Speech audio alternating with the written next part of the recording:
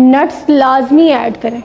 मैं तो कहती हूँ नट्स ब्रेन डेवलपमेंट के लिए बहुत ज़्यादा ज़रूरी हैं, बच्चों के लिए लाजमी ऐड करें। ऑलिव्स ऐड करें। आपका बच्चा अगर मीट ले रहा है तो देखें आयरन की एब्जॉर्प्शन के लिए विटामिन सी का होना ज़रूरी है, ठीक है। उसके बगैर आपका आयरन नहीं एब्जॉर्ब हो सकता। कि अभी लास्ट ईयर तो इसने फ़िश खाई थी, अब इस सीज़न में ये फ़िश नहीं खा रहा बच्चा, ठीक है। तो ये हैबिट्स चेंज होती हैं बच्चों की, लेकिन ये कि आपने हिम्मत नहीं हारनी। हम समझते हैं कि नॉर्मल डायरिया कुछ भी नहीं है, बट एक्चुअली बच्चा लैक्टोज इंटॉलरेंट होता है, वो नहीं उन चीज़ों को टॉलरेट कर सकता। तो उसमें यह कि इन चीज़ों को ज़रूर ऑब्ज़र्व करना चाहिए।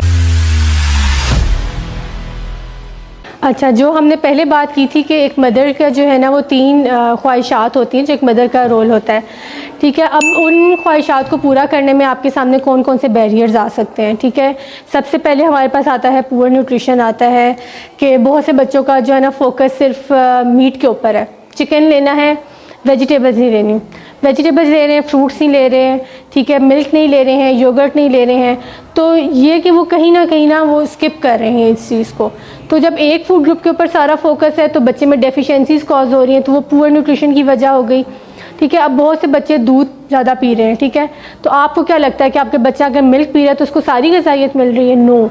मिल्क जो बच्चों ज़्यादा मिल्क पीते हैं जो बच्चे, उनके अंदर आयरन डेफिशिएंसी होती है, ठीक है। आपका बच्चा अगर मीट ले रहा है तो देखें आयरन की एब्जॉर्प्शन के लिए विटामिन सी का होना ज़रूरी है, ठीक है। उसके बगैर आपका आयरन नहीं एब्जॉर्ब हो सकता।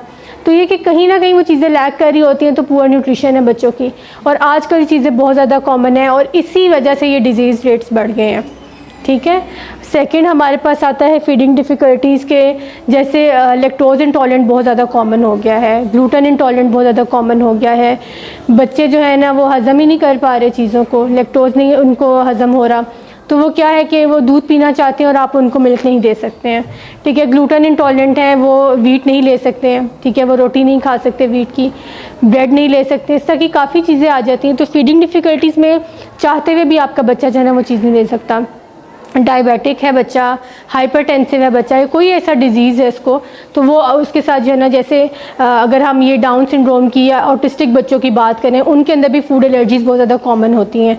तो वो भी ज़ाहिर है डेफिशिएंसी की वजह बनती है कि बच्चों की ग्रोथ रिटार्ड हो जाती है, उनकी हाइट नहीं बढ़ रही, उनका वेट नहीं बढ़ रहा, ठीक है, उनकी मेंटल इश्यूज़ हो रहे हैं बच्चों के। तो ये फीडिंग डिफ़िकल्टीज़ जो है ना आपके माइंड के साथ डायरेक्टली रिलेट करती हैं, ठीक है। थर्ड, रिपीटेड इलनेस, कि आपका बच्चा जो है ना बार बार बीमार हो रहा है, ठीक है, क्योंकि आपके बच्चे का इम्यून सिस्टम वीक है। जब उसकी इम्यूनिटी स्ट्रॉन्ग नहीं है तो वो बच्चा बार बार बीमार होगा, वायरल इन्फेक्शंस हो जाएंगे।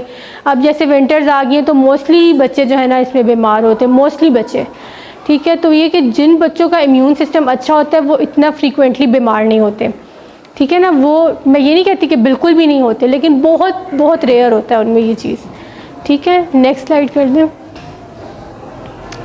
अच्छा, 70% जो पाकिस्तानी बच्चे हैं ना वो पिकी ईटर्स हैं। कितना ह्यूज नंबर है 70%। तो किस किस के बच्चे पिकी ईटर्स हैं यहाँ पे?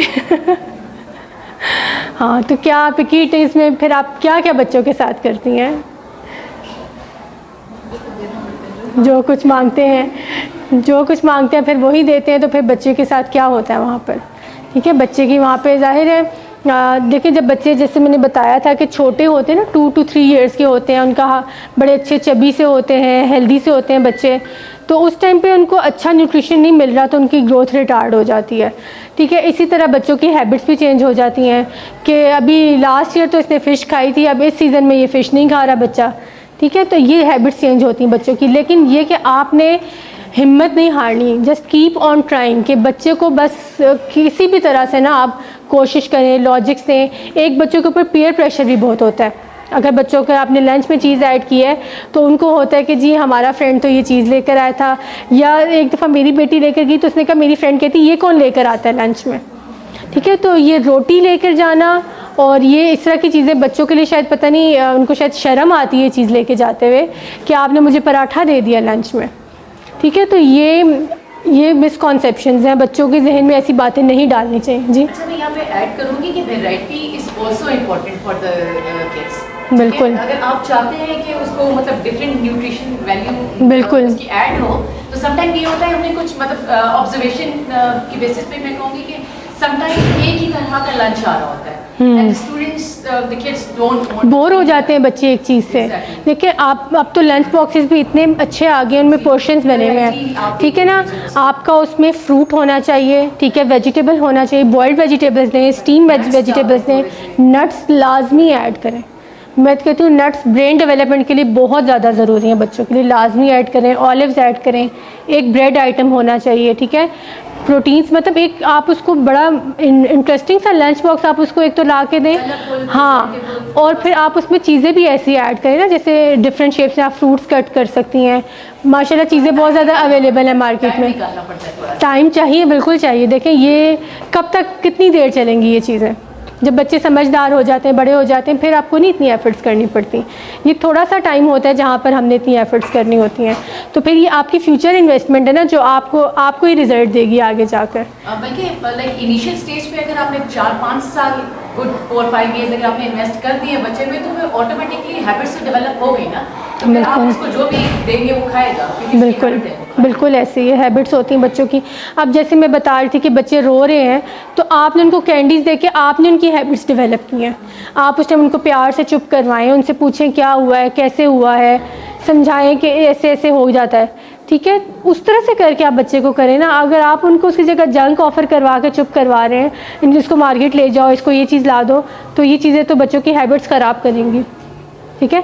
और घर में जैसे ये जब मंथली ग्रॉसरी आती है तो उसमें भी ढेर सारे आइटम्स आते हैं ऐसे घर में, Confectioneries नूडल्स आ रहे हैं, बिस्किट्स आ रहे हैं, चॉकलेट्स आ रही हैं, इन चीज़ों को भी कंट्रोल करना चाहिए, ठीक है। सेवरल इंडिकेटर्स आर वरीसम, ठीक है। ये इंडिकेटर्स हैं कि इनको हमें इग्नोर नहीं करना चाहिए, ठीक है। अगर आपका बच्चा जो है ना उसकी स्लो ग्रोथ है, ठीक है, जैसे मैंने शुरू में ही बात की थी कि बच्चे का हाइट वेट ईयरली चेक करवाना चाहिए कि उसका हाइट वेट स्लो तो नहीं हो गया या रुक तो नहीं गया, बढ़ा नहीं, पूरा साल गुजर गया, बच्चे की ग्रोथ नहीं हुई, वेट नहीं गेन हुआ बच्चे का। तो आपको इन चीज़ों को चेक करना चाहिए कि क्यों, ऐसी क्या वजह है कि आपके बच्चे का हाइट वेट नहीं बढ़ रहा, ठीक है। उसके लिए हम असेसमेंट कैंप्स भी ऑर्गेनाइज़ करते हैं, ठीक है, जिसमें हम बच्चों का हाइट वेट चेक करते हैं, और इंशाल्लाह हम आगे भी वो प्लान करेंगे। तो ये है कि उसमें बच्चों का हाइट वेट ईयरली चेक होना चाहिए। और सेकंड आ जाता है रिपीटेड इलनेस एंड इन्फेक्शंस के, जैसे बहुत सी मदर्स को नहीं पता होता कि उनके बच्चे लैक्टोज इंटॉलरेंट है या ग्लूटेन इंटॉलरेंट है, ठीक है, क्योंकि आपका बच्चा अगर दूध पी रहा है और वो बार बार उसको डायरियल इश्यूज़ हो रहे हैं, या वो स्पिट कर रहा है, वॉमिटिंग कर रहा है, उसको बॉडी रैश हो रहा है, तो हम समझते हैं कि नॉर्मल डायरिया कुछ भी नहीं है, बट एक्चुअली बच्चा लैक्टोज इंटॉलरेंट होता है, वो नहीं उन चीज़ों को टॉलरेट कर सकता। तो उसमें यह कि इन चीज़ों को ज़रूर ऑब्ज़र्व करना चाहिए, ऐसे नहीं छोड़ देना चाहिए कि दही खा लेंगे या इस पर गोल दे देंगे, या जो घरेलू टोटके नॉर्मली करते हैं, या कोई मेडिसिन देंगे कि बच्चा जो है ना वो ठीक हो जाए इससे। तो ये ज़रूर चेक करना चाहिए इन चीज़ों को। और पुअर परफॉर्मेंस इन स्कूल, कि बच्चे की अगर बार बार स्कूल से कंप्लेन आ रही है कि बच्चा अच्छा परफॉर्म नहीं कर रहा, या इसके ग्रेड्स अच्छे नहीं आ रहे हैं, या बहुत ज़्यादा लेथार्जिक रहता है, तो मोस्टली ये आयरन और विटामिन डी डेफिशिएंसी से होता है कि बच्चे अच्छी परफॉर्मेंस नहीं देते, या बच्चों को भूख नहीं लग रही होती डेफिशिएंसीज़ की वजह से। तो ये कि इन चीज़ों को ज़रूर ऑब्ज़र्व करना चाहिए कि ऐसी क्या वजह है। और जब आप डेफिशिएंसीज़ को या एलर्जीज़ को आप ऐसे ही छोड़ देंगे तो वो फिर बहुत मुश्किल हो जाता है ऐसी चीज़ों को ट्रीट करना। लाल सब्सक्राइब का बटन दबाएं और बेल आइकॉन प्रेस ज़रूर करें ताकि ऐसी ही मुफीद वीडियोस आपको बर वक्त मिलती रहें।